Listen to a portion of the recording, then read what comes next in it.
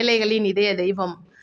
தமிழக மக்களின் என்னைக்குமே நெஞ்சில குடியிருக்கிற ஒரு தலைவர்கள்ல எம்ஜிஆர் அவர்களை மறக்க முடியாது. அந்த மாரி இன்னைக்கு எம்ஜிஆர் புரட்சி தலைவர் எம்ஜிஆர் அவர்களுக்கு 109வது பிறந்த நாள் விழா.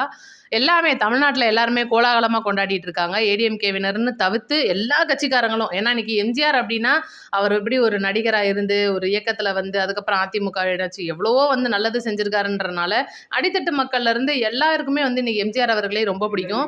அந்த ஒரு வகையில எங்க வீட்டு பிள்ளையான எம்ஜிஆர் அவர்களை நம்மளோட தாத்தா அப்படின்னே சொல்லலாம். அவர் வந்து இன்னைக்கு மதுரையில செல்லூர் ராஜு அவர்களை வந்து பார்த்தீங்கன்னா, ஃபுல்லா கொண்டாடி இருக்காங்க எம்ஜிஆரோட பிறந்த நாள. ஏழைகளுக்கு சாப்பாடு வழங்கி, எல்லாருக்குமே ஒரு அன்னதானம் மாரி குடுத்து, இன்னைக்கு அவரோட கையிலேயே வந்து எல்லாருக்கும் சாப்பாடு பரிமாறி இருக்காரு. உண்மையிலேயே மதுரை அப்படின்னு எடுத்துக்கிட்டீங்கனாலே, இன்னைக்கு செல்லூர் ராஜு அவர்கள் கொண்டுட்டு வந்திருக்கிற திட்டமா இருக்கட்டும், அவர் செய்ற நலத்திட்ட உதவிகள் அத நம்ம சொல்லியே ஆகணும். என்னடா இது திடீர்னு டிவிக்கிலேருந்து நம்ம ஏடிஎம்கேக்கு பேசுறோமே அப்படின்னு சொல்லிட்டு நீங்க யாருமே நினைக்க வேணாம். இது கட்சி சார்புல ஒரு நிகழ்வா நம்ம பார்க்கவே கூடாது. முழுக்க முழுக்க இன்னைக்கு எம்ஜிஆர் அவர்களுடைய ஒரு பிறந்த நாள், ஒரு நன்னாள் அப்படின்னு வச்சுக்கலாம். ஏன்னா இன்னைக்கு எத்தனையோ பேர் வேற வந்து எம்ஜிஆர் அவர்களை மறந்துருக்கலாம். அந்த கட்சிக்காரங்களே வந்து இன்னைக்கு மறந்துருக்கலாம். ஜெயலலிதா அம்மாவை மறந்துருக்கலாம். ஆனா இவங்க 2 பேருமே வந்து என்னைக்குமே தமிழ்நாட்டில இருந்து மறையாத ஒரு தலைவர்கள் அப்படின்றதை யாராலையுமா மறுக்க முடியாது. இன்னைக்கு எம்ஜிஆர் அவர்களை வந்து விஜய் அவர்களுமே வந்து தன்னோட ஒரு தலைவரா ஏத்துக்கிட்டு இருக்காரு அப்படின்றது எல்லாருக்குமே தெரியும். நீங்களும் பார்த்திருப்பீங்க. எவ்வளவோ இடங்கள்ல என்னோட தலைவர்னு விஜய் அவர்கள் பேசியிருப்பாரு. இன்னைக்கு டிவிக்கேலேயும் எம்ஜிஆர் இருக்காருங்க. ஏன்னா செங்கோட்டையனே வந்து இன்னைக்கு எம்ஜிஆரோட ஒரு மாவட்ட செயலாளராக இருந்தவர் இன்னைக்கு நம்ம டிவிக்கேல தான் இருக்காரு.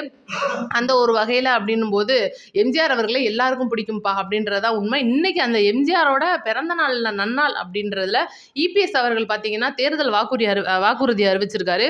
ஏற்கனவே சொல்லிட்டு இருந்தது தான் தை பிறந்தால் வழி பிறக்கும் அப்படின்ற மாதிரி சொல்லிட்டே இருந்ததுல காலம் தாழ்த்திக்கிட்டே வந்து அந்த வாக்குறுதிகளில் ஒரு 5 வாக்குறுதிகள் இன்னைக்கு இந்த ஒரு நன்னாளில் இபிஎஸ் அவர்கள் கொடுத்துருக்காருன்னு போது என்னடா அது தமிழ்நாடே உற்று நோக்குற ஒரு வாக்குறுதியாக இருக்குங்க. பெண்களுக்கு மானியம் வழங்குற அந்த ஸ்கூட்ரு 25,000 ரூபாய் இதெல்லாம் வந்து நம்ம அதெல்லாம் பெரிய மேட்டரே கிடையாது.